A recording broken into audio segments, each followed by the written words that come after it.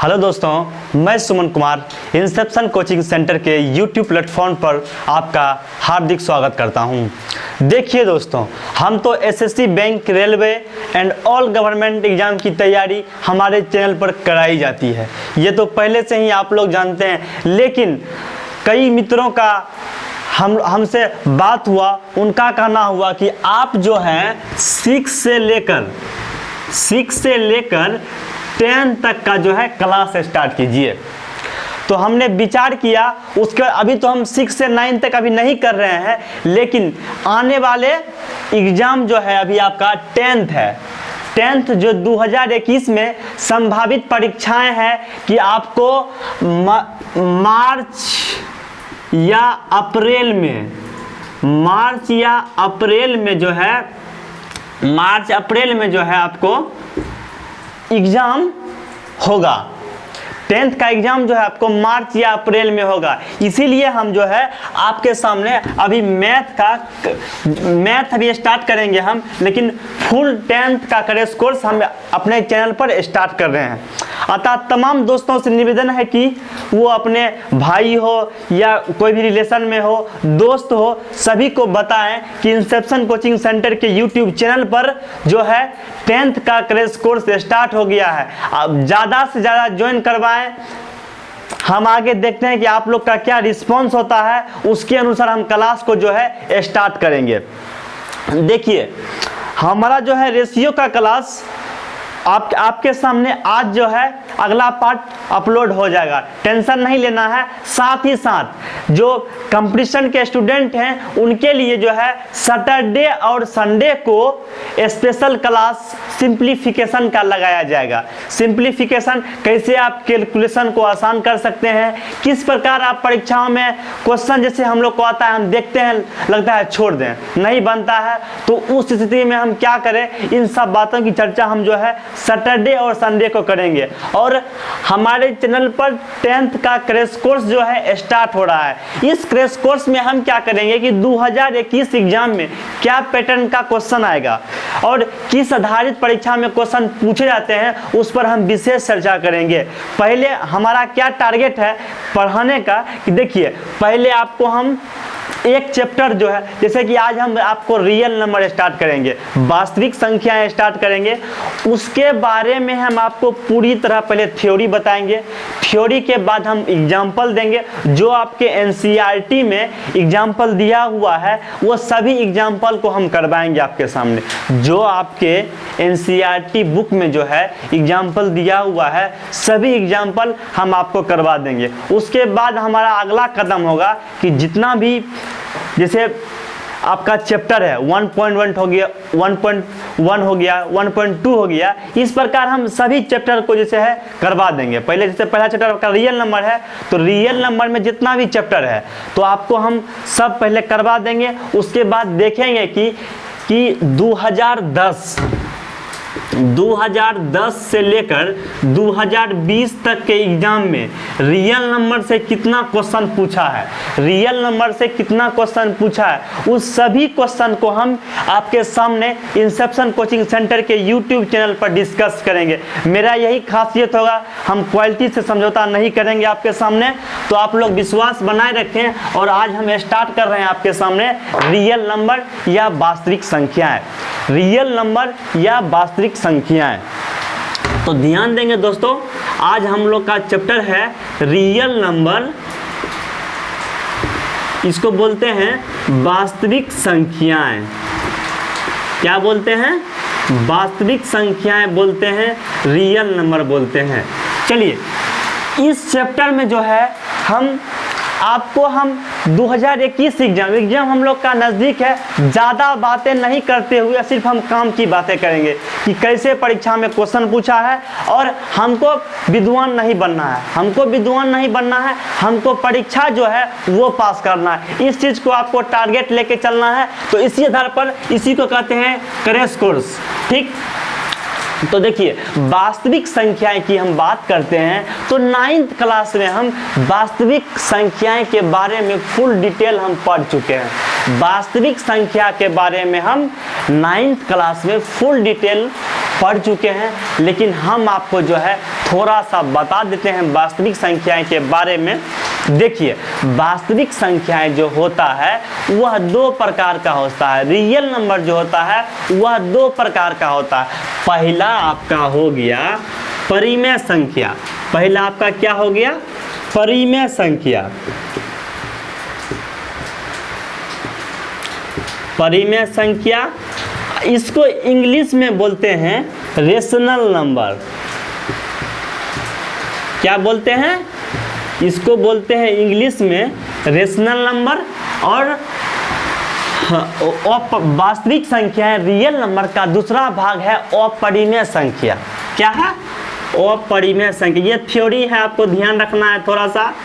ये आपके किताब में नहीं दिया हुआ, ये 9th क्लास में आपको समझाया गया था, लेकिन आपका जो है भूमिका में जो है रियल नंबर के भूमिका जब NCERT को आप पढ़िएगा तो उसमें दिया हुआ है कि हम वास्तविक संख्याएं के बारे में 9th क्लास में पढ़ चुके हैं। रियल नंबर के बारे में जो है आप 9th क्लास में पढ़ चुके हैं। उसी के बारे में थोड़ा सा हम आप लोग को बता देते हैं। तो देखिए परिमेय संख्या है और एक हो गया आपका रियल नंबर में एक परिमेय संख्या जिसको बोलते हैं हम लोग रेशनल नंबर। दूसरा हो गया आपका अपरिमेय संख्या, उसको बोलते हैं हम लोग इरेशनल नंबर। क्या बोलते हैं? Irrational number. देखिए आपका हो गया इरेशनल नंबर और रेशनल नंबर।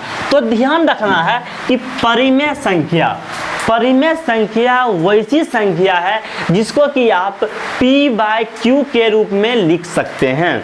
परिमेय संख्या वैसी संख्या है जिसको आप P/Q के रूप में लिख सकते हैं। आप लोग अपने कॉपी में नोट कर लीजिए कि परिमेय संख्याएं वैसी संख्या हैं जिसको कि हम P/Q के रूप में लिख सकते हैं, जिसको कि हम P/Q के रूप में लिख सकते हैं। बस हम लोग को इतना ही जानना है कि परिमेय संख्या वैसी संख्या है जिसको कि हम P/Q के रूप में जो है लिख सकते हैं। देखिए परिमेय संख्या हो गया, इसको हम P/Q के रूप में लिख सकते हैं। तो जैसे P/Q के रूप में लिख सकते हैं तो P/Q क्या हो गया? देखिए 3/4 ले लीजिए, इसको लिखे हम P/Q के रूप में। देखिए ये हो गया P, ये हो गया Q, तो इसको लिख दिए 3/4 P/Q के रूप में हो गया आपका। देखिए आगे है कि इसे हम 2 लिखे हैं। 2 भी एक परिमेय संख्या है। 2 क्या है? 2 एक परिमेय संख्याएं हैं। 2 क्या है? एक परिमेय संख्या है। कैसे है? इसको हम देखिए P/Q के रूप में लिख दिए। आप बोलिएगा कहाँ लिखे हैं P/Q के रूप में, आप बोलिएगा। लेकिन देखिए कोई भी संख्या हम लिखते हैं तो उसके नीचे क्या रहता है? 1 रहता है, तो बता दें कि इसको हम 1 लिख सकते हैं। ये हो गया P/Q के रूप में। तो इसी प्रकार जितना भी हम लोग संख्याएं पढ़ते हैं वो हो गया परिमेय संख्या जो P/Q के रूप में लिखा जाता है। इसके बारे में अगर आपको विशेष जानना हो तो आप 9th का जो है पहला चैप्टर उसको उठा के देखिए, आपको उसमें विशेष रूप से मिलेगा। हम सिर्फ आप को यहाँ पे इंट्रोडक्शन दे रहे हैं। इस चैप्टर में जो है इस सब चीज़ नहीं दिया हुआ एक्सरसाइज में।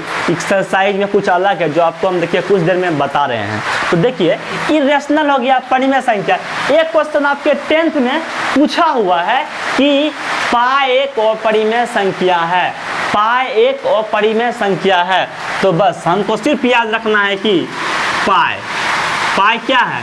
पाई, पाई आप लोग जानते हैं कि हम लोग जब निकालते हैं वृत्त का परिधि, वृत्त का क्षेत्रफल, तो आता है हम लोग को कि 2πr। वृत्त का परिधि क्या होता है? 2πr। वृत्त का क्षेत्रफल क्या होता है? πr²। तो वही पाई, पाई है अपरिमेय संख्या। पाई क्या है? पाई है अपरिमेय संख्या है। बस आपको इतना ही याद रखना है कि पाई और अपरिमेय संख्या है। और परिमेय संख्या किसको कहते हैं? जिसको आप P/Q के रूप में लिख सकते हैं। तो आप लोग हमारे बोर्ड पे देखिए, देखिए लिखा हुआ है कि हमारे जो पहला चैप्टर है वो है वास्तविक संख्याएं, रियल नंबर। इसके बारे में हम 9th में पढ़े हैं। थोड़ा सा आपको हम रिकवर कर दिए हैं कि रियल नंबर 2 प्रकार के होते हैं, परिमेय संख्या और अपरिमेय संख्या। परिमेय संख्या क्या होता है, जिसको कि आप p/q के रूप में लिख सकते हैं। और परिमेय संख्या आपके परीक्षा में पूछा हुआ क्वेश्चन है, ऑब्जेक्टिव में आता है कि पाई क्या है, पाई एक अपरिमेय संख्या है। थोड़ा सा आप देख लीजिए और अपने कॉपी पे नोट्स बनाइए और आपको हम आगे बताते हैं। चलिए दोस्तों, हम आशा करते हैं कि आप लोग को समझ में आ रहा होगा। अपने दोस्तों तक आप जरूर पहुंचाएं। यह जो है आपके रिस्पांस पर आधारित क्लास है। अगर आप रिस्पांस दीजिएगा तो क्लास को हम आगे बढ़ाएंगे, अगर आप रिस्पांस नहीं दीजिएगा तो हम भी 3-4 दिन पढ़ा के उसके बाद छोड़ देंगे। ठीक है, तो आप लोग इसको आगे बढ़ाने का प्रयास कीजिए। हम बहुत ईमानदारी के साथ, अगर आप मेरे साथ मेहनत कीजिएगा तो आपका 90+ नंबर जो है मैथ में हम गारंटेड है। ये बैच जो है 2021 के लिए गारंटेड है। हम भी उतना ही मेहनत करते हैं जितना आप मेहनत करते हैं। इसलिए अगर आपको 90+ मार्क्स लाना है तो आप इंसेप्शन कोचिंग सेंटर के यूट्यूब प्लेटफॉर्म पर जरूर जुड़ें और अपने दोस्तों को भी जरूर जोड़ें। दोस्तों देखिए, आगे हम बात करते हैं रियल नंबर, वास्तविक संख्या। तो इस चैप्टर में जो है आपको देखिए कि विशेष रूप से ध्यान रखना है कि इसमें 1.1 जो है यह SCF निकालने पर आधारित है। आपका जो 1.1 है, 1.1 है, वो SCF निकालने पर आधारित है। लेकिन वैसे नहीं जैसे हम निकाल देते थे 8 में 7th में कि SCF निकालिए, तो वैसे SCF नहीं निकालना है। यहाँ पे जो है आपको रियल नंबर, वास्तविक संख्याएं में जो है SCF निकालना है। वो निकालना है यूक्लिड विभाजन प्रमेय से। कैसे निकालना है? यूक्लिड विभाजन प्रमेय से। तो आपको हम कुछ बताते हैं कि देखिए, हम जो है प्रत्येक भाज्य संख्याओं को जो है अद्वितीय रूप में अभाज्य संख्या के गुणनखंड के रूप में लिख सकते हैं। हम क्या करते हैं, देखिए भाज्य संख्या किसको बोलते हैं? आप लोग जानते हैं कि भाज्य संख्या क्या है? भाज्य संख्या, देखिए भाज्य संख्या किसको बोलते हैं? हम थोड़ा सा आपको हम थोड़ा सब चीज़ बताते हुए चल रहे हैं, आप लोग टेंशन नहीं लीजिएगा। भाज्य संख्याएं, अभाज्य संख्याएं, भाज्य संख्याएं, अभाज्य संख्याएं। देखिए भाज्य संख्या हो गया। भाज्य संख्या को इंग्लिश में बोलते हैं कंपोजिट नंबर। क्या बोलते हैं? कंपोजिट नंबर बोलते हैं। भाज्य संख्या को क्या बोलते हैं? कंपोजिट नंबर बोलते हैं हम लोग भाज्य संख्या को। और भाज्य संख्या को बोलते हैं प्राइम नंबर। क्या बोलते हैं? Prime number.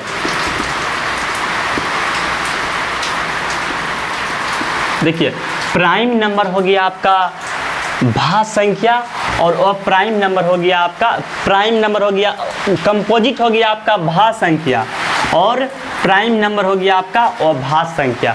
तो देखिए आप जब इस चैप्टर के भूमिका को पढ़िएगा तो उसमें लिखा हुआ है कि जो हम जो है प्रत्येक भाज्य संख्या को एक अद्वितीय रूप में अभाज्य संख्या के गुणनखंड के रूप में लिख सकते हैं। फिर से आप लोग ध्यान से सुनिए कि प्रत्येक भाज्य संख्या को, प्रत्येक कंपोजिट नंबर को हम अद्वितीय रूप में अभाज्य संख्या के, अद्वितीय रूप में अभाज्य संख्या के गुणनखंड के रूप में लिख सकते हैं। एक बार हम फिर बोलते हैं, आप लोग कॉपी पे लिखिए कि हम प्रत्येक भाज्य संख्या को, प्रत्येक भाज्य संख्या को अद्वितीय रूप में हम अभाज्य संख्या के गुणनखंड के रूप में लिख सकते हैं। तो देखिए कैसे लिख सकते हैं। भाज्य संख्या किसको बोलते हैं? भाज्य संख्या बोलते हैं जिसका केवल 2 गुणनखंड हो, जिसका केवल 2 गुणनखंड हो। जैसे लीजिए 2, वैसी संख्याएं जिसके केवल 2 गुणनखंड हो उसे भाज्य संख्याएं बोलते हैं, अभाज्य संख्याएं बोलते हैं। सॉरी, देखिए जो अभाज्य संख्या है वैसी संख्याएं जिसके केवल 2 गुणनखंड हो उसको बोलते हैं अभाज्य संख्या। जैसे एग्जाम्पल हो गया 2 का देखिए केवल 2 गुणनखंड है, 1 और 2 3, 3 देखिए इसका भी 2 गुणनखंड है, 1 और 3। अब आगे चलते हैं हम लोग 5 देखिए इसका भी 2 गुणनखंड है, 1 और 5 है। 7 इसका भी 2 गुणनखंड है, 7। इसके बाद हम लोग चलते हैं, देखिए 8 नहीं है, आपको हम इसके बारे में देखिए जब भाज बताएंगे तब आपको हम बताते हैं कि भाज क्या है। पहले हम अभाज की बात करते हैं। तो देखिए जिसका केवल 2 गुणनखंड होता है, जिसका केवल 2 गुणनखंड होता है उसको बोलते हैं भाज संख्या। तो देखिए भाज संख्या में क्या हो गया, 2 हो गया, 3 हो गया, 5 हो गया, 7 हो गया।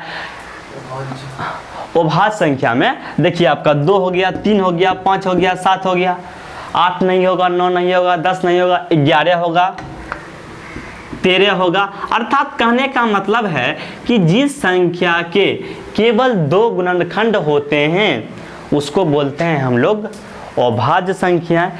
तो देखिए गुणनखंड का मतलब होता है कि जिससे वह भाग लग जाए। जैसे कि 31 है, 31 में हम लोग देखते हैं कि केवल 1 और 31 वैसी संख्या है जिसमें 1 से भी भाग लगे और केवल स्वयं से भाग लगे, उसको अभाज्य संख्या बोलते हैं। यही हो गया आपका अभाज्य संख्या।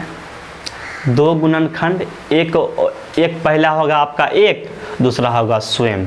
तो आप लोग समझ गए होंगे कि अभाज्य संख्या क्या है। आप लोग समझ गए होंगे कि अभाज्य संख्या क्या है। वैसी संख्या जिसके केवल 2 गुणनखंड हो उसको अभाज्य संख्या बोलते हैं, प्राइम नंबर बोलते हैं। एक खुद होता है और एक मतलब एक खुद होगा और एक जो होगा पहला 1 होगा, 1 होगा। जैसे देख लीजिए आप 2 किससे किससे डिविजिबल है, 1 से है और 2 से है। 3 किससे है, देखिए 1 से है, 2 से है। 5 किससे है, इसमें 1 से भागा लगता है, उसके बाद 5 से भागा लगता है, बीच में कोई संख्या से भाग नहीं लगता है। देखिए 7 है, तो 7 आपका 1 से है, 7 से है। 11 आपका 1 से है, 7 से है। 13 आपका 1 से है, 13 से है। इसके आगे बहुत सारे अभाज्य संख्या है। तो आप लोग प्रयास करें कि जो हम बताएं हैं कि अभाज्य संख्या क्या है, आप 1 से लेकर 100 तक हमारे कमेंट बॉक्स में जरूर लिखिए।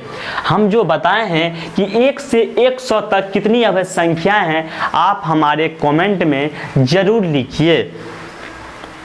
इससे क्या होगा कि आप अपने आप में थोड़ा सा पॉजिटिव रहेंगे। इसलिए आप जो हम आपको बताएं हैं कि अभाज्य संख्या क्या है, इसको आप परिभाषा समेत क्या है और अपने हमारे comment box Inception coaching centre के यूट्यूब चैनल पर जाइए, नीचे कमेंट बॉक्स दिखेगा, उसमें ज़रूर लिखिए, सब्सक्राइब कीजिए, बेल आइकन की घंटी को ज़रूर दबाइए और अपने दोस्तों के बीच शेयर ज़रूर कीजिए। देखिए दोस्तों, अभाज्य संख्या आप जान गए हैं कि जिसमें केवल 2 गुणनखंड होगा उसको बोलेंगे अभाज्य संख्या।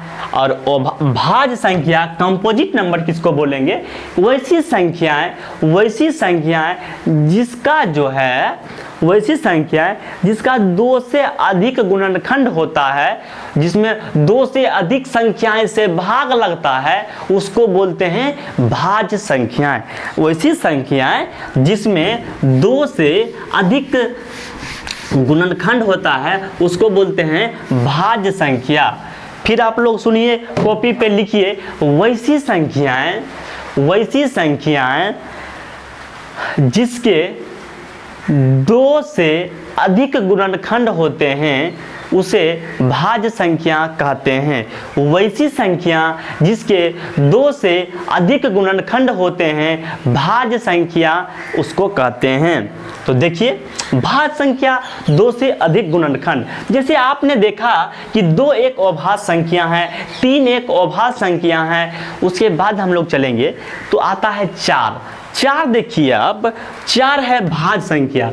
4 भाज्य संख्या कैसे है, 4 देखिए, अगर एक परीक्षा में देखिए क्वेश्चन पूछा हुआ है कि सबसे छोटी अभाज्य संख्या क्या है, सबसे छोटी अभाज्य संख्या क्या है, तो सबसे छोटी अभाज्य संख्या आपको 2 है। सबसे छोटी अभाज्य संख्या क्या है, तो सबसे छोटी अभाज्य संख्या 2 है।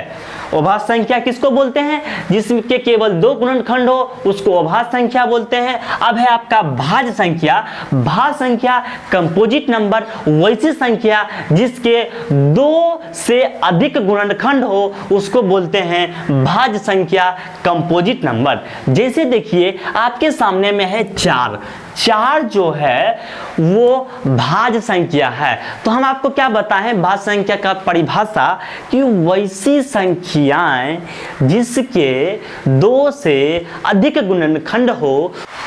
7 11 देखिए दोस्तों, देखिए आपको हम बताएं भाज्य संख्या के बारे में। क्या बताएं? भाज्य संख्या के बारे में। भाज्य संख्या किसको बोलते हैं?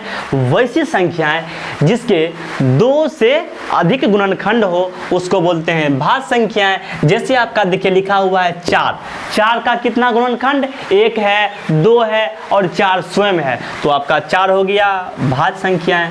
फिर देखिए अगला है 6 आप लोग देखते हैं कि 6 जो है 6 के कितने गुणनखंड है आपको ये देखना है। तो 6 में देखिएगा आप कि भाग लगता है किससे? 1 से लगता है, 2 से लगता है, 3 से लगता है और 6 से लगता है। 6 इसलिए भाज्य संख्या है।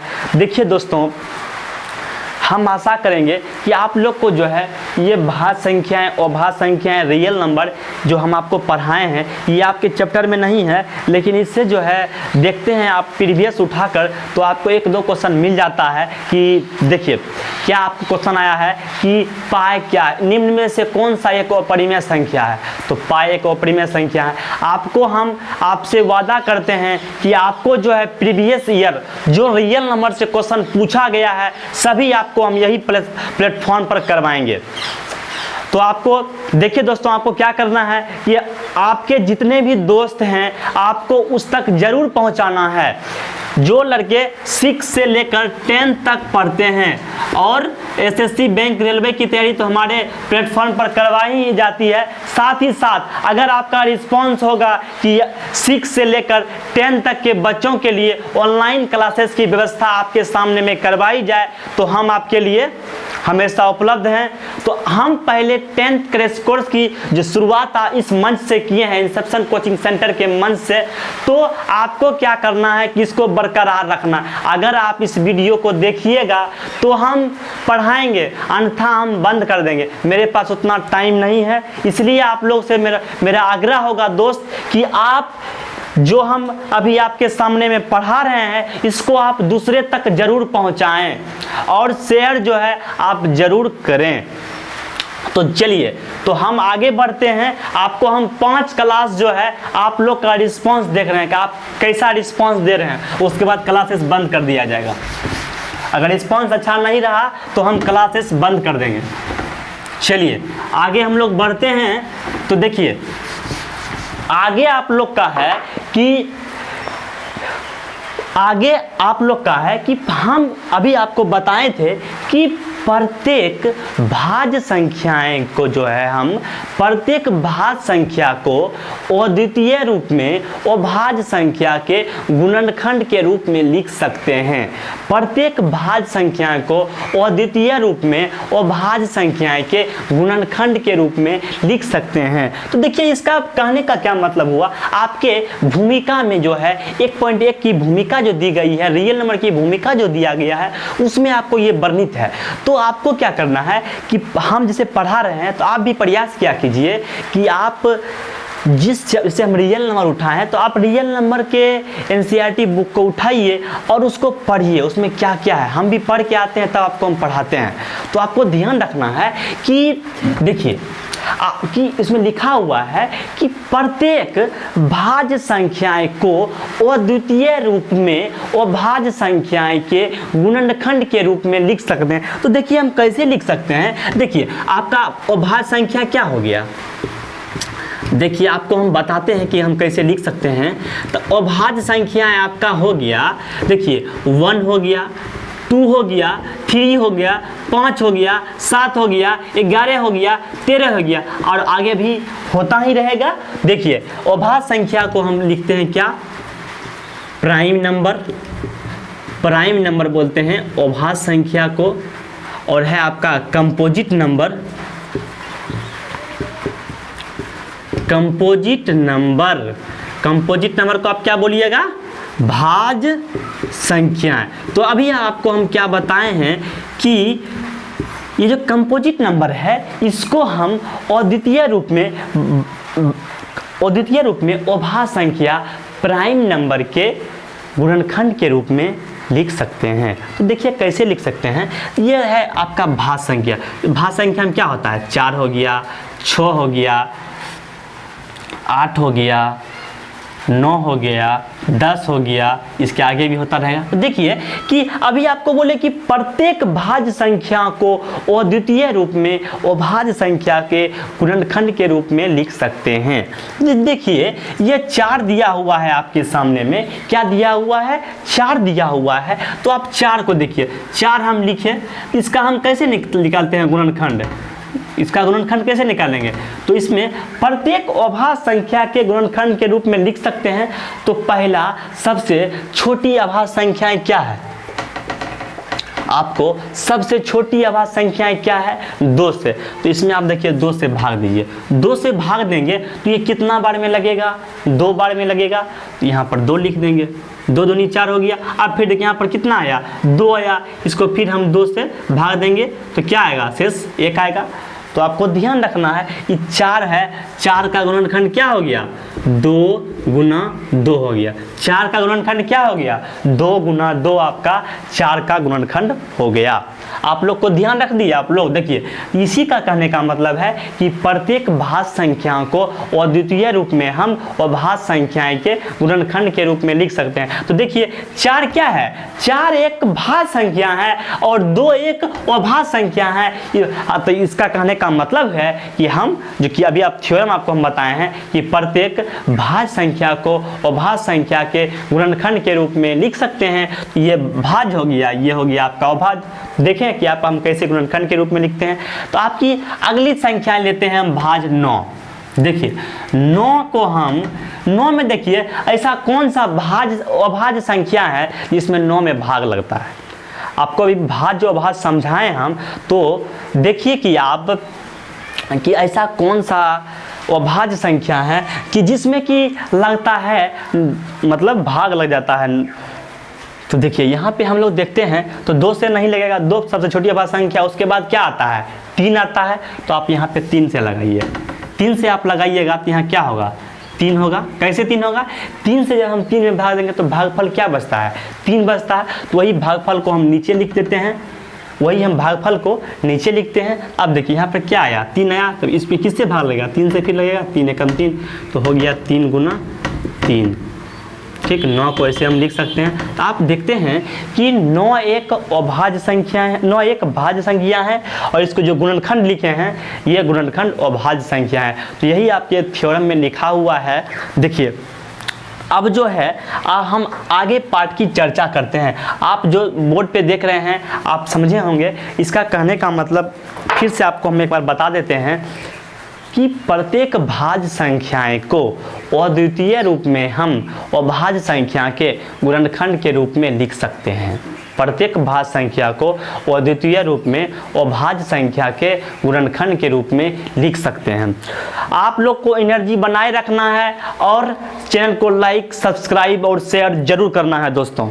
देखिए ये आपका हो गया कि हम कैसे लिख सकते हैं गुणनखंड के रूप में। आप देख लिए कि 4 को लिखिए, 4 भाज्य संख्या है, 2 अभाज्य संख्या है। तो कहने का मतलब है कि हम भाज्य संख्याओं को अभाज्य संख्या के गुणनखंड के रूप में लिखते हैं। ठीक है, तो आगे बढ़ते हैं। अब चलते हैं आपके चैप्टर के थ्योरम की ओर। चलिए, आपका चैप्टर का थ्योरम है कि यूक्लिड प्रमेय। उसके पहले आपके किताब में जो है एक कहानी दिया हुआ है। देखिए आपके बुक जब आप पढ़िएगा तो उसमें एक कहानी दिया हुआ है। क्या कहानी है कि हमारे गांव समाज जहां पर भी आप रहते हैं उसमें कुछ विक्रेता आते हैं। ठीक उसी प्रकार किताब में कहानी दिया हुआ है कि अंडे विक्रेता थे। कुछ अंडे विक्रेता थे जो कि गांव में अंडे बेचने आए थे। उसके पास बहुत सारा अंडा था। वो साइकिल पे लेके चला रहा था साइकिल और अंडे बोल रहा था, अंडा लीजिए, अंडा लीजिए, अंडा लीजिए। तो क्या होता है कि हम देखते हैं कि गांव में कुछ और मतलब कि खच्चर टाइप का आदमी होता है, उपद्रवी टाइप का आदमी होता है। वो क्या करता है कि वह आलसी होता है। वो आदमी जो है उपद्रवी, बेरोजगार प्लस आलसी होता है। वह आदमी क्या करता है, उस अंडे वाला के साथ बिना काम का कवियाटी स्टार्ट करता है, वाक युद्ध प्रारंभ कर देता है उस अंडे वाले के साथ। वो जो है कौन, देखिए एक अंडा वाला है, वो अंडा वाला गांव में अंडा बेचने के लिए आता है। तो गांव में देखते हैं कि बहुत सारे जो आलसी टाइप के आदमी होते हैं, वो मतलब उसको कोई काम नहीं मिलता है, तो वो बैठा बैठा किसी से मतलब वाक युद्ध प्रारंभ कर देगा, किसी के साथ कवियाटी करेगा या हमेशा बौखते रहेगा, कुछ से कुछ बोलेगा। तो वही बेचारा बेचने के लिए जाता है अंडा। तो एक व्यक्ति रहता है, गांव का ही व्यक्ति है, वो क्या करता है, उस अंडे वाले के साथ वाक युद्ध प्रारंभ कर देता है। वाक युद्ध प्रारंभ करने में क्या होता है कि बात आगे बढ़ जाती है। दोनों के बीच, गांव का एक खराब आदमी और एक अंडे वाला, दोनों के बीच जो है वाक युद्ध प्रारंभ हो जाता है। वाक युद्ध में क्या होता है कि आगे बात बढ़ते जाती है और वो जो लड़का है जो रोड पर मतलब घूमते फिरते रहता है, वो क्या करता है कि अंडे वाले का जो सारा अंडा है वो तोड़ देता है। सारे वाला अंडा, जो अंडे वाले का जो अंडा है वो अंडा को तोड़ देता है। तो उसके बाद जो है गांव में पंचायत बैठाई जाती है। गांव में क्या किया जाता है, पंचायत बैठाई जाती है। और पंचायत में बहुत सारे गणमान्य व्यक्ति आते हैं और गणमान्य व्यक्ति के सामने अंडा वाला कहता है कि एक पहेली के रूप में अंडा वाला कहता है कि, तो देखिए क्या कहेगा कि पहले वो जो गणमान्य व्यक्ति बैठे हुए हैं अंडे वाले से पूछता है कि आपका कितना अंडा टूटा है। वो जो है ये आलसी व्यक्ति, ये कमजोर व्यक्ति, ये निकम्मा व्यक्ति वो अंडा आपको वापस करेगा या उसके पैसे आपको देंगे, उसके माता पिता आपको पैसे देंगे। तो गणमान्य व्यक्ति जब अंडे वाले से पूछता है तो अंडे वाले देखिए किस प्रकार जवाब देता है। अंडे वाले देखिए आपको किस प्रकार जवाब देता है कि 2-2 गिनने पर 1 बचेगा। जब आप 2-2 गिनिएगा तो 1 बचेगा, 3-3 गिनने पर 2 बचेंगे, 4-4 गिनने पर 3 बचेंगे, 5-5 गिनने पर 4 बचेंगे, 6-6 गिनने पर 5 बचेंगे, 7-7 गिनने पर कुछ नहीं बचेगा। क्या कहता है, 7-7 गिनिएगा तो कुछ नहीं बचेगा। मेरी टोकरी में 150 से अधिक अंडे नहीं आ सकते। मेरी टोकरी में 150 से अधिक अंडे नहीं आ सकते। तो देखिए दोस्तों, हम बात को आगे बढ़ाते हैं। तो आपका देखिए यह है जो कहानी था, इस कहानी से कोई दिक्कत नहीं है, लेकिन आपको क्या करना है, इस कहानी के फॉर्म में जो क्या बोला है कि मेरी टोकरी में 150 से अधिक अंडे नहीं आ सकते हैं। पहला बोला है 2-2 गिनने पर 1 बचेगा, 3-3 गिनने पर 2 बचेगा, 4-4 गिनने पर 3 बचेगा, 5-5 गिनने पर 4 बचेगा, 6-6 गिनने पर 5 बचेगा, 7-7 गिनने पर कुछ नहीं बचेगा। ठीक, तो देखिए ये आपका एक कहानी था। इसी के टाइप में हम देखते हैं कि हमको बोलता है कि 2-2 गिनने पर हम लोग लास्ट से चलते हैं। देखिए लास्ट से चलते हैं, वो विक्रेता है अंडे वाला, वो देखिए लास्ट में क्या बोला कि 7-7 गिनने पर कुछ नहीं बचेगा। मान लीजिए कि उसके अंडे की संख्या A था, उसका अंडे की संख्या कितना था, A था। अंडे की संख्या कितना था, A था। अंडे की संख्या कितना था, A था। तो ये बराबर क्या बोला कि 7-7 गिनने पर कुछ नहीं बचेगा। तो ऐसे देखिए 7-7 गिने हम, 7-7 गिनने पर कुछ नहीं बचेगा। तो देखिए 7-7 गिनने पर कुछ नहीं बचेगा, इसका मतलब हुआ, देखिए आपको ले लीजिए अद्वितीय संख्या, इसको हम कि अंडा A है, हम A को कैसे पुराएंगे, A को जो है हम कैसे पुराएंगे। तो देखिए कि 7-7 गिनने पर कुछ नहीं बचेगा, तो कुछ नहीं मतलब 0 बचेगा। यहाँ पे कुछ संख्या से हम गुना करेंगे तब तो a होगा और उसमें 0 जोड़ेंगे, तो इसलिए बोला है कि 7 7 जोड़ने पर कुछ नहीं बचेगा। तो मान लीजिए कि यहाँ पे 7 है, 7 p है, 7 क्या है p है, तो a हो जाएगा, 0 करेंगे तो वही 6 गिनने पर 5 बचेगा। तो देखिए a बराबर लिख सकते हैं 6 गिनने पर, तो 6 गिना तो उसको p से गुना किया, कितना बचा 5 बचा। अगला बोला है कि 5 5 गिनने पर 4 बचेगा, अगला है 5 5 गिनने पर 4 बचेगा, ठीक।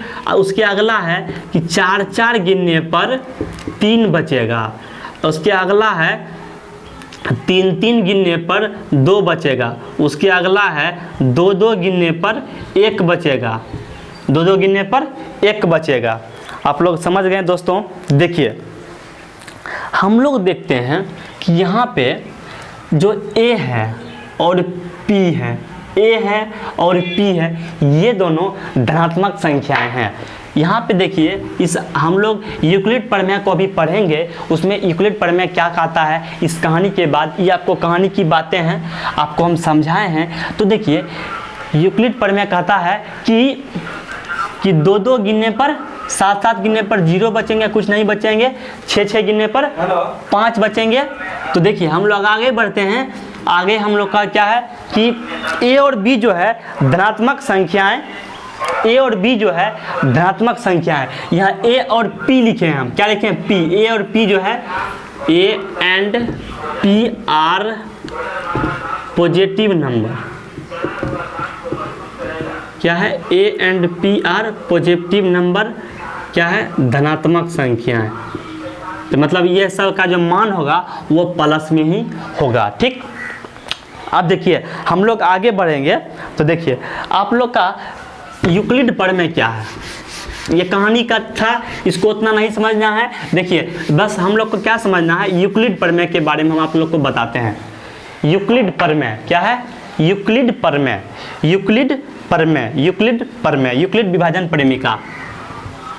देखिए आप लोग का है यूक्लिड प्रमेय, यूक्लिड प्रमेय ये क्या कहता है, यूक्लिड प्रमेय से हम एचसीएफ निकालने की बात इस चैप्टर में की गई है। तो हम सिर्फ यूक्लिड प्रमेय के एचसीएफ की बात करते हैं, उसके आगे हमको कुछ नहीं करना है। तो देखिए इसका कहने का मतलब है, यूक्लिड प्रमेय कहता है कि ए एक ऐसी कोई संख्याएं हैं, ए एक ऐसी कोई संख्या है जिसको हम बी क्यू प्लस आर के फॉर्म में लिख सकते हैं। देखिए ए एक ऐसी संख्याएं हैं जिसको हम बी क्यू प्लस आर के रूप में लिख सकते हैं। देखिए आपको अगर समझ में नहीं आ रहा होगा, हमको पता है कि आपको ये चीज़ अभी आपको समझ में नहीं आ रहा होगा, लेकिन कुछ टाइम दीजिए, हम आप लोग को एक्सप्लेशन कर देते हैं। और आपको क्या करना है, नहीं आता है इसमें, उसको वीडियो को बार बार देखिए। जब आप बार बार देखिएगा, कॉपी पे नोट्स बनाइएगा, आपके सामने एनसीईआरटी बुक है, एनसीईआरटी बुक को बार बार पढ़िए, आपको जरूर समझ में आएगा। इस चैप्टर से है आपको एग्जाम में लगभग 7 से 8 नंबर का क्वेश्चन जो है आपके एग्जाम में आता है इस चैप्टर से। एक आता है प्रूव करने वाला, वो आगे है, आपको 1.2 या 3 के लगभग में होगा। देखिए तो इसमें परिमेय और अप्रमेय के बारे में आपको हम बताए हैं। देखिए यूक्लिड प्रमेय से हम एचसीएफ निकालने की बात आती है, लेकिन यहाँ पे है यूक्लिड प्रमेय। यूक्लिड प्रमेय कहता है कि ए ऐसी संख्याएं हैं जिसको हम बी क्यू प्लस आर के रूप में लिख सकते हैं, जहाँ पर ए और बी जो है पॉजिटिव नंबर होगा, ए और बी जो है धनात्मक संख्या है, पॉजिटिव नंबर है, धनात्मक संख्या है, पॉजिटिव नंबर है। क्या है देखिए दोस्तों, ए एंड बी जो है पॉजिटिव नंबर है। यहाँ पे हम लोग देखते हैं, देखिए कोई संख्या जिसको बी क्यू प्लस आर के रूप में हम लिख सकते हैं, बस यही कहता है यूक्लिड प्रमेय। हम लोग को इतना ही ध्यान रखना है, यूक्लिड प्रमेय कहता है ए एक ऐसी संख्या है जिसको हम बी क्यू प्लस आर के रूप में लिख सकते हैं। मान लीजिए आपके परीक्षा में क्वेश्चन देता है कि यूक्लिड प्रमेय क्या है, और 4 ऑप्शन देगा, ए बराबर B Q plus R, A बराबर B Q minus are, A बराबर बी क्यू बटा आर, यही सब रहेगा। हमको क्या मारना है, ए बराबर बी क्यू प्लस आर, ये क्या है, यूक्लिड प्रमेय है। अब देखिए इस पर आपको हम कुछ एग्जाम्पल दे देते हैं, उसके बाद अगर आपको बताते हैं। देखिए ए जो है उसको हम बी क्यू प्लस आर के रूप में लिख सकते हैं। लिख सकते हैं। देखिए दो संख्याएं लेते हैं। देखिए आप जब बुक उठाइएगा पढ़िएगा, जब उसका जो पीछे एग्जाम्पल दिया हुआ तो आपको ये सब सारे चीज़ें मिलेगा, लेकिन हम उसको आपको आपके सामने एक्सप्लेन कर रहे हैं। तो देखिए आपका है पहला कि 17 और 6। देखिए 17 और 6। अब देखिए दोस्तों ये कितना है, 17 और 6 है। तो देखिए ए हो गया हमारा क्या, ये जो पहले लिखा हुआ है इसको लिखना है किस में, यूक्लिड प्रमेय के रूप में इसको आपको लिखना है। तो आप कैसे लिखिएगा, देखिए ये क्या हो गया, 17 हो गया। देखिए यूक्लिड प्रमेय कैसे लिखेंगे, ये जो पहले लिखा हुआ क्या हो गया आपको, ए हो गया, इसको लिख दीजिए ए हो गया। देखिए ये जो 6 लिखा हुआ है यहाँ पे जो बी है ना, ये हो गया आपका बी, क्या हो गया बी। अब देखिए आप लोग को समझ में आ जाएगा कि 17 क्या हो गया, ए हो गया, 6 क्या हो गया। लिखिए कि यूक्लिड प्रमेय क्या होता है, ए बराबर बी क्यू प्लस आर होता है यूक्लिड प्रमेय। तो हम इसको कैसे लिखेंगे, 17 बराबर बी क्यू, 17 बराबर क्या होगा 6Q, तो बी का मान दिया है 6, तो 6Q plus are, 6Q plus are. तो हमको Q और R का मान क्या होगा, देखिए इस Q और R का मान निकालने के लिए हम क्या करेंगे कि 6 से भाग देंगे 17 में। क्या करेंगे, 6 से भाग, देखिए 17 से मतलब 6 से भाग देंगे 17 में। देखिए P लिख दिए हम इसको यूक्लिड फॉर्म में। देखिए अब Q और R कैसे होगा, देखिए ये जो 17 है 17 में हम भाग दे दिए 6 से, किससे भाग दे दिए, 6 से भाग दे दिए, तो 6 दूनी 12, 6 दूनी 12, बच गया 5। देखिए आप लोग को आ गया यूक्लिड प्रमेय समझ में। देखिए कैसे आ गया, देखिए दोस्तों ये जो 2 आया है, ये 2 आया है Q का मान। देखिए यहाँ पे अगर हम बैठाते हैं इसको, 17 बराबर हम लिख सकते हैं 6 गुना 2, ये 2 है, 6 दूनी 12, 5 17। देखिए आपका 17 आ गया। यही कहता है यूक्लिड प्रमेय, यही चीज यूक्लिड साहब बोल के गए और वही हो गया यूक्लिड प्रमेय। क्या हो गया, यूक्लिड प्रमेय। प्रमेय क्या है, प्रमेय पहले से प्रस्तावित, पहले से जो है प्रमेय मतलब कि इसको प्रूव कर दिया गया और इसको हम अन्य चीज को प्रूव करने में इसका प्रयोग करते हैं। देखिए यही है यूक्लिड प्रमेय, ए बराबर बी क्यू प्लस आर। हम दो संख्याएं लिए 17 और 6, इसको लिखें यूक्लिड प्रमेय के रूप में। तो कैसे लिखे, देखिए ए बराबर बी क्यू प्लस आर होता है, यहाँ पे हम लिख दिए 17 बराबर 6Q प्लस आर। Q का मान हम कैसे निकाले, जब हम 17 से 6 में भाग दिए तो 2 बार में भाग लगा और 5 शेष बचा। तो हम जानते हैं कि यूक्लिड प्रमेय बराबर होता है A बराबर BQ प्लस आर। तो आप देखते हैं यहाँ पे हम लिख दिए 17 बराबर 6 गुना 2 प्लस 5, 6 गुना 2 प्लस 5, 6 दूनी 12, 5 17 आपका हो गया। आप देखिए आप दूसरी संख्या हम लेते हैं, तो दूसरी संख्या आपका है 5 और 12। देखिए दोस्तों आपके सामने हम दूसरी संख्याएं लेते हैं। देखिए यूक्लिड प्रमेय के बारे में जानकारी आप लोग को धीरे धीरे समझ में आ रहा होगा। देखिए आपका है क्या है, देखिए 5 है और क्या है आपका 12 है। तो देखिए ए हो गया आपका 5, बी हो गया आपका 12। तो आपको लिखना है किस में, यूक्लिड फॉर्म में लिखना है। तो यूक्लिड फॉर्म क्या होता है, ए बराबर B Q plus R, A बराबर B Q plus R. Euclid प्रमेय है, यूक्लिड प्रमेय है आपका ए बराबर B Q plus R, A बराबर बी क्यू प्लस आर आपका यूक्लिड प्रमेय है। देखिए ए बराबर यहाँ पर क्या दिया हुआ है, 5 दिया हुआ है, बी बराबर क्या दिया हुआ, 12 दिया हुआ है, 12Q प्लस आर के फॉर्म में आपको इसको लिखना है। तो देखिए कि 5 बराबर 12Q प्लस आर किस स्थिति में होगा, 5 बराबर 12Q प्लस आर किस स्थिति में होगा, आप कभी समझते हैं जी। देखिए 5 कैसे होगा, पहले देखिए 12Q, 12 में ऐसे हम कौन संख्या से गुना करेंगे। देखिए पहले तो हम 5 से 12 में भाग लगता है, नहीं लगता है, नहीं लगता है। शेष कितना बच जाता है, 5 बच जाता है। शेष कितना बचता है, 5 बचता है। देखिए इसको हम लिख सकते हैं कि 12 को जब हम 0 से गुना करेंगे तो क्या होगा, 0 होगा। 12 को जब हमको क्या यूक्लिड प्रमेय के रूप में लिखना है, तो 5 बराबर हम लिख सकते हैं कि 12 गुना 0, 0 हो गया प्लस 5। यही है भैया यूक्लिड प्रमेय, इसी की आपको इसके बारे में एचसीएफ निकालने के लिए आगे आता है। बस यूक्लिड फॉर्म यही है, 5 बराबर 12 गुना 0 करेंगे क्या होगा, 0 प्लस 5 5 हो गया। यही यूक्लिड साहब बोल के गए थे कि हम कोई भी परिमेय संख्याएं जो है a बराबर उसको लिख सकते हैं BQ प्लस R के फॉर्म में। एक आपको और एग्जांपल देते हैं, उसके बाद हम आज के लिए इतना ही रखेंगे। देखिए आपका अगला एग्जांपल है 20 और 4। अगला एग्जांपल क्या है, 20 और 4। अगला एग्जांपल क्या है, 20 और 4, जहाँ पर a बराबर हो गया 20, b बराबर हो गया 4। तो हम यूक्लिड पर में क्या कहता है कि a बराबर BQ प्लस R। तो एक यहाँ पर क्या है 20 है, इसको क्या किस में लिखना है 4Q, बताइए 4Q प्लस R। तो Q और R का वैल्यू कैसे निकलेगा, Q और R का वैल्यू कैसे निकलेगा, तो 4 से हम देंगे 20 में भाग, 4 में हम 20 से भाग देते हैं तो 4 पचे 20 होता है और यहाँ पर 0 बच जाता है, रिमाइंडर शेष बच जाता है 0। यहाँ पे जो होता है वो होता है शेष। यहाँ पे क्या होता है भाई साहब, यहाँ पे जो लिखा जाता है, यहाँ पे लिखा जाता है शेष। क्या लिखा जाता है, शेष।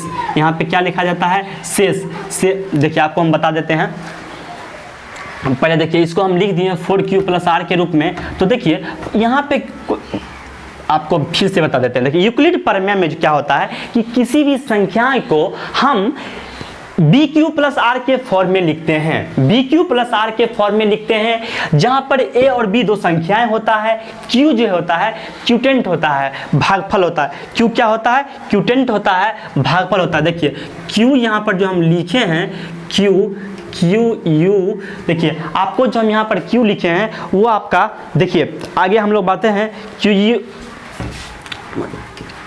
ये है आपका भागफल। क्या है आपका भागफल, देखिए ये यहाँ पे जो लिखते हैं हम भागफल लिखते हैं। ये जो R देखिए BQ, Q आपका क्या होगा, क्यूटेंट हो गया, आपका भागफल हो गया, और R जो लिखते हैं प्लस R करके, ये है आपका शेष, इसको बोलते हैं रिमाइंडर। क्या बोलते हैं, रिमाइंडर बोलते हैं, इसको शेष बोलते हैं। आप लोग समझ गए होंगे, किसी भी संख्या को हम यूक्लिड फॉर्म में लिखते हैं तो a बराबर BQ प्लस R के फॉर्म में हम लिखते हैं। तो a हमारा क्या है, a और b संख्याएं हैं, q क्या है, q भागफल है, और r क्या है, r शेषफल है। तो हमको इसी के रूप में लिखना होता है। किसी भी संख्याएं को यूक्लिड फॉर्म में लिखने के लिए a बराबर BQ प्लस R होता है, जहाँ पर q क्या होता है, क्यूटेंट होता है, और इसको हिंदी में बोलते हैं भागफल, R होता है रिमाइंडर शेष। तो देखिए इसको हम कैसे लिखेंगे यूक्लिड फॉर्म में, इसको कैसे लिखेंगे, देखिए 4 में देंगे 4 बराबर, देखिए 20 बराबर लिखा है 4Q, Q क्या हो गया, भागफल। जब आप 4 में 20 से भाग दीजिएगा तो क्या आएगा, भागफल, 4 पचे 20, भागफल आपका हो गया 5, तो Q बराबर होगा आपका 5 हो गया। इसी को बोलते हैं क्यूटेंट, और आपका 20 पचे 100, 0 आपका R हो गया, अर्थात R बराबर रिमाइंडर। तो Q बराबर क्या, 5 लिख दीजिए, 4 गुना 5 प्लस 0। तो हम देख रहे हैं, इससे इतना हम अभी हम लोग पढ़े हैं कि देखिए ये जो R होता है, R जो होता है आपको, ये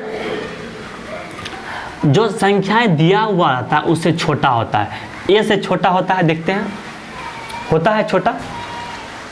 तो देखिए हम लोग यहाँ से सीखे हैं कि Q और R धनात्मक पूर्णांक है, Q या R, ये हम लोग देखे हैं कि Q भागफल तथा शेष फल 0 भी हो सकता है, काहे नहीं हो सकता है, हो सकता है। देखिए दोस्तों यूक्लिड प्रमेय बराबर होता है a बराबर BQ प्लस R, a बराबर BQ प्लस R, जहां पर Q होता है क्यूटेंट जिसको बोलते हैं भागफल, R होता है रिमाइंडर जिसको बोलते हैं शेषफल। ठीक, तो हम लोग देखते हैं कि Q और R जो है यह शून्य भी हो सकता है, यही चीज है। तो देखिए दोस्तों, हम जो है आप लोगों के सामने क्लास को अब आज के लिए हम इतना ही रखते हैं। दोस्तों आप अपने दोस्तों तक इसको जरूर पहुंचाइए। हम 5 क्लास आपके सामने में लेके आते हैं डेमो के रूप में, और अगर आप रिस्पॉन्स नहीं दीजिएगा तो हम 10th की क्लास को बंद कर देंगे। हम 10th की जो क्लास है बंद कर देंगे। कई दोस्तों का जो हमसे बात हुआ तो वो बोले आप 6 से 10 तक स्टार्ट कीजिए। तो देखिए दोस्त, आपको अभी कोरोना महामारी चल रही है, आपको ये जो है आपको ऑनलाइन ही बचा सकता है, ऑनलाइन से शिक्षा ही आपको बचा सकता है। जो कि आप डरिए, देखिए आप नहीं डरिएगा तो काम नहीं होगा। अगर आप नहीं डरिएगा तो आप नहीं पढ़िएगा। आपके दिमाग में ये बैठ गया है कि कोरोना आया है और कोरोना एग्जाम को कैंसिल करवा देगा। नहीं दोस्तों, ये चीज़ आपके दिमाग में नहीं रहना चाहिए। कोरोना आया है तो आया है, लेकिन हमारा एग्जाम जरूर होगा। इसलिए आपको पढ़ना है। आप इसको देखिए, आपको अच्छा लगता है अपने दोस्तों को बताइए। और देखिए, ये थोड़ा सा जो है चैप्टर बहुत सारे लोग को, टीचर को भी समझ में नहीं आता है, तो स्टूडेंट को कैसे आएगा समझ में। आप समझ सकते हैं इस चीज़ को। तो देखिए दोस्तों, हम आपसे आशा करते हैं कि आपको ये चीज़ समझ में आया होगा। अपने दोस्तों तक पहुंचाइए, वीडियो को लाइक कीजिए और शेयर जरूर कीजिए, और आपके सामने जो घंटा है बेल आइकन उसको जरूर दबाइए। दोस्तों, आज के लिए इतना ही। हम मिलते हैं आपके साथ कल, और आप लोग ध्यान रखिएगा कि इसको आप शेयर जरूर कीजिएगा। बाय, जय हिंद।